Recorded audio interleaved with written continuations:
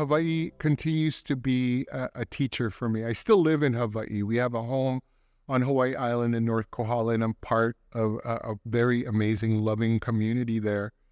But one of the things that I attribute to what I'm learning in Hawaii is what it means through the Hawaiian cultural renaissance. There are now kind of more and more ideas of and kinds of programs and strategies to remind people who they are. And it's a process to re-indigenize in contemporary times. And at the heart of it are what drives it is seems to me, from my perspective, a way of viewing the world where people are not first. It's water, vai, is first. And across indigenous groups, that tends to be the pattern. And next comes the natural resources that are affected by the vai, the water, and then comes the village and the people.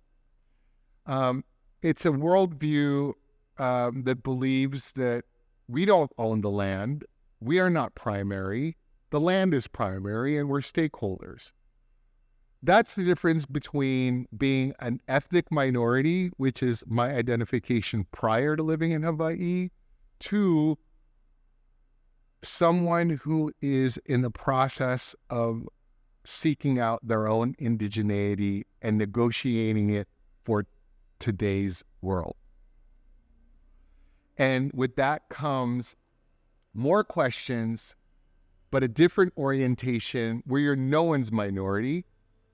But there are ways that you surround yourself with experiences and mentors and willingly subject yourself to a transformation where you explore what it means to steward the place you're in and the natural resources there.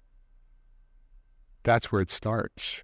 I want to take the great work that's already happened with looking at stories from Asian Pacific Islander diaspora and taking the stories of people and culture making, and I wonder what would happen if we put it in natural time. Meaning that we're focused so primarily on our stories that one of the things that tends to be very short-sighted for us is that we're settlers. We're settlers on this land. We haven't been even on this land for very long.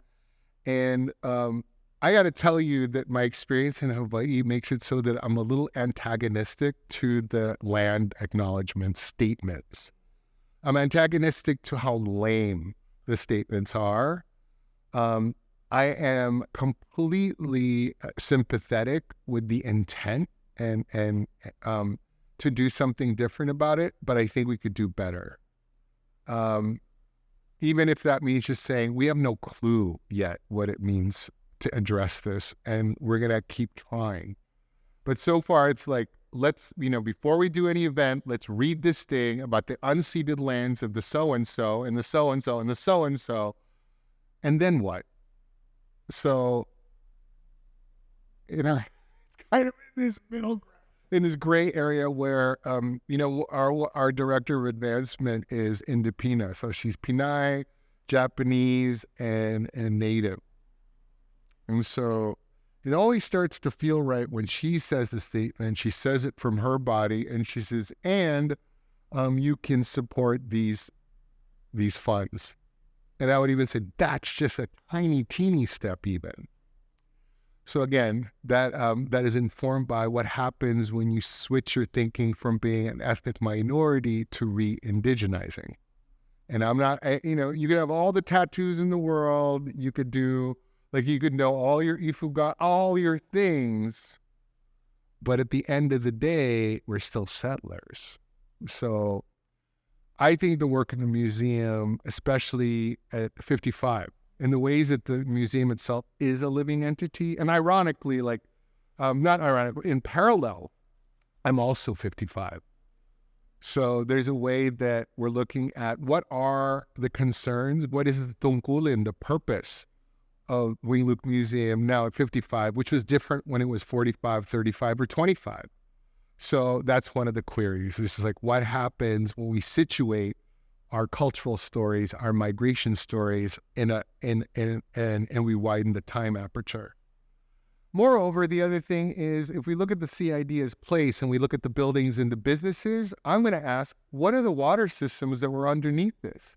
What were kind of the natural occurrences and events that have happened parallel to policies? Like, what was happening in the natural world at the time of the Chinese Exclusion Act that made it so that the act could actually take hold, right? What were the conditions that created that redlining happened, which created, so from a natural perspective, is there something to be learned if we put that overlay on it?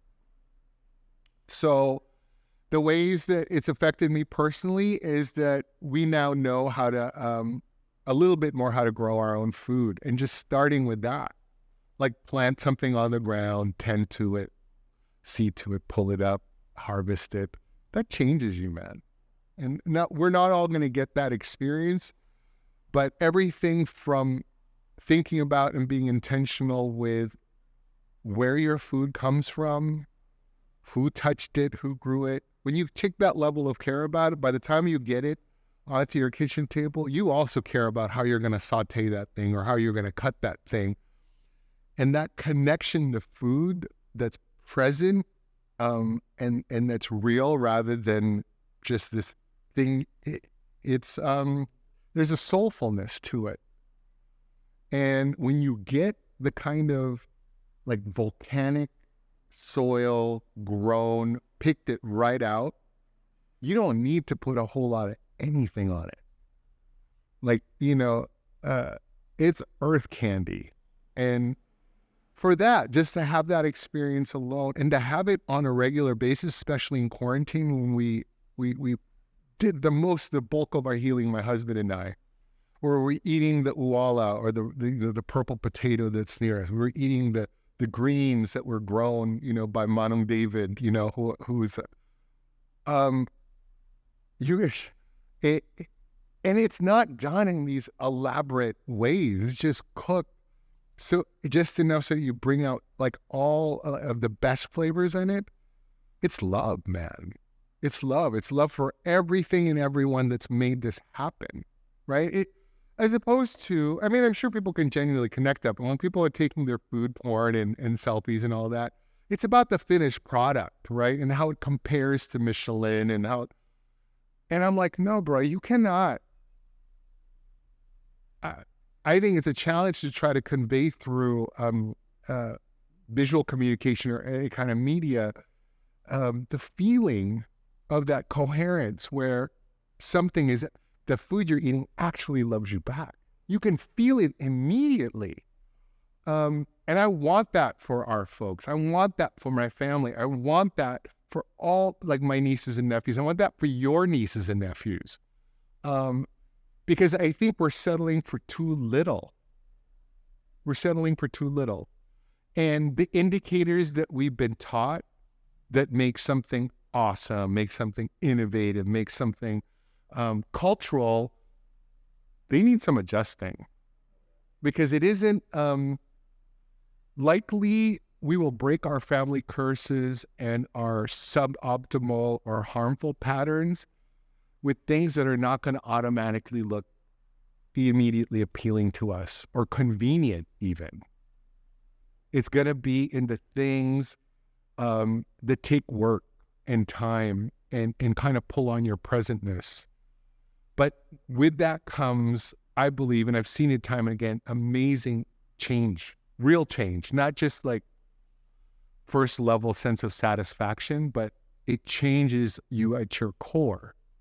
That Filipino is the change.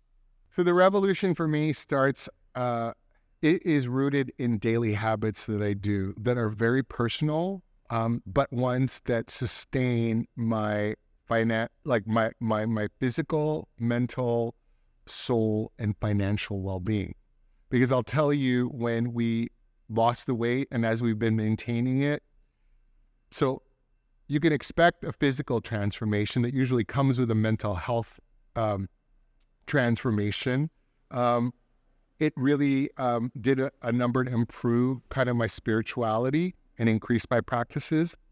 And one of the unintended effects or unexpected effects was how quickly our finances healed. When you're not spending your money on on food as entertainment, that will, and you have to be more thoughtful, and you actually have to commit to the food you're going to eat the next day. And then the more you think about why you're eating it, how much you're going to eat, you weigh and measure your food. It's a mindfulness that I do.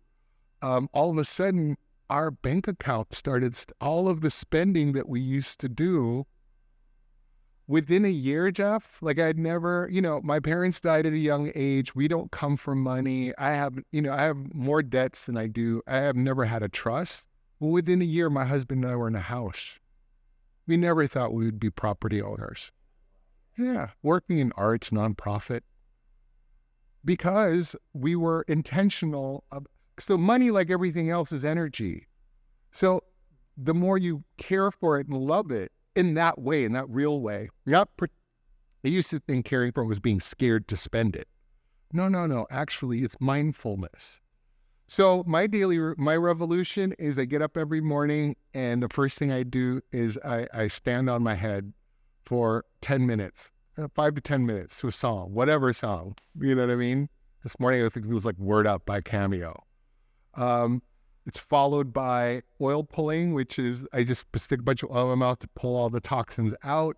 It's so boring. And then I sit for a meditation. I write a daily poem, a form poem, to get all the things going. And then I have a ritual. Everything I do in the morning, I have rituals in the morning and I have rituals at night and some rituals in the midday. When I turn those things into ritual and ceremony, which includes, a prayer. This is for me about why I'm doing this thing. And when you do it daily, things change. Because I'm going to stick around.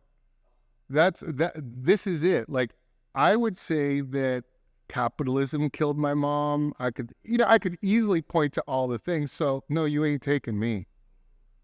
And I'm gonna get old and be well. I'm at 103. I'm planning on being happy, have like my wits about me. I'm gonna be able to get it up at 103. Let my joy and longevity be my vengeance.